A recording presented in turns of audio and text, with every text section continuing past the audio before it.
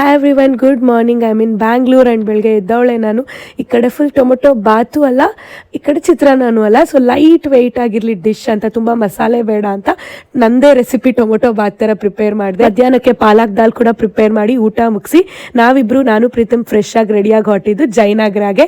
ಯಾಕೆ ಅಂದರೆ ನನಗೆ ಚಿಕನ್ ಕಾರಿ ಲಕ್ನವಿ ಕುರ್ತಾ ತೊಗೋಬೇಕಂತ ಇಮ್ಮಿಡಿಯೇಟ್ ಡಿಸೈಡ್ ಮಾಡಿಬಿಟ್ಟೆ ನಾನು. ಸೊ ನನ್ನ ಬರ್ತ್ಡೇಗೆ ಅದಕ್ಕೆ ನಾನು ಇದೇ ಸ್ಟೋರಲ್ಲಿ ತೊಗೋಬೇಕಂತ ಡಿಸೈಡ್ ಮಾಡಿ ಹೋಗಿದ್ದು.